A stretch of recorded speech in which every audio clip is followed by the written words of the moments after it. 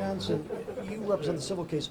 Does this plea help or hurt, or what effect does this plea have on your civil case? Well, first of all, let's keep in mind for everybody, for all the folks that we represent and all the people who have suffered so much since 11/30/21. It's a tough day, emotional day, but a big day, obviously. And as you folks know, you heard not only did Crumbley have his gun in the backpack, which is exactly what the Oxford Community School employees have denied. Yes, denied in their depositions so far. And we now know that, which the police had already indicated that it was, but now you know. You also know that he bought the gun with his dad with his own money, which is a federal offense, and now it will be very interesting to see what happens with criminal federal charges. But let's talk about the civil case real quick. Obviously, that's significant. The gun was not locked, the gun was not put away, and he had free access to it. So it is a significant day for not just the criminal case, but the civil case as well. Are you glad that he pled in the fashion that he did this morning? Glad, Ron, is a relative term in a situation like this. When you hear somebody admit that he intended to hurt so many people he didn't even know, it's difficult, right? At the very least, we all are human. But it's an important step, and I think that people needed to hear, he needed to admit it to himself. And we believe, I'm not a criminal lawyer, you all know that, but he ain't getting out before the end of his life, you know that. In terms of the terrorism charge, was that surprising to you that he was first and foremost willing to plead to that? I didn't believe anything until I got here today, and y'all kept calling me all weekend and say, what's my reaction? I said, I'll see it when it's done. Donna Johnson, my mom's Saginaw, Michigan, I'll see when you see the whites of your eyes. I'll see it when I believe it, and he did it. So now that's a significant, we'll talk about the significance from here. But yeah, it's a big step, and it's a horrible charge, and at least he admitted finally, a year later. Wolf, your client broke down when he... Sorry. Your client broke down when Ethan pled guilty to killing her daughter. What has she been going through, and what is it like to watch this today? It's been a horrific year for her, and I'm sure all the rest of the families. Today was a traumatic day. And while there's a guilty plea, there's still plenty of answers that we need to find.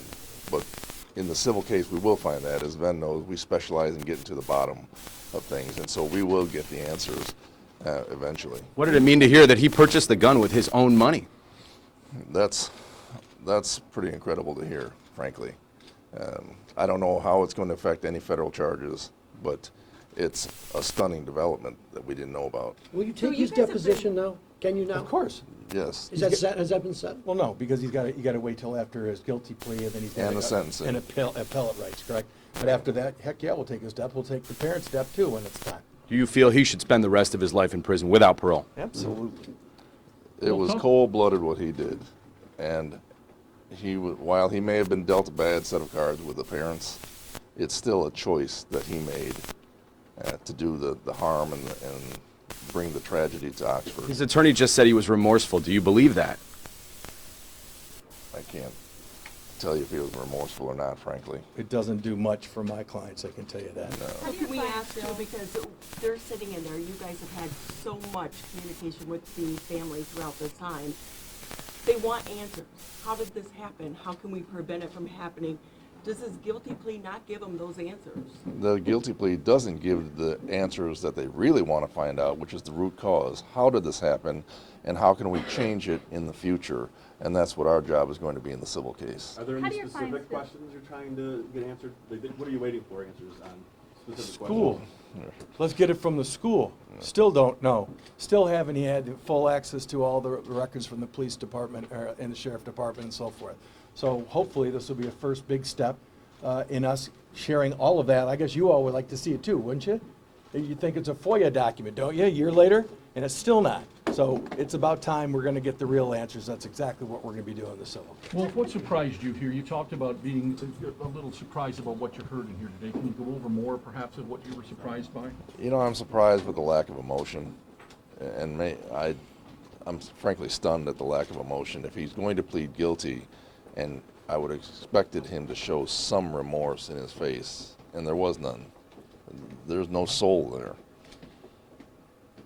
How do your clients feel that there's not going to be a trial?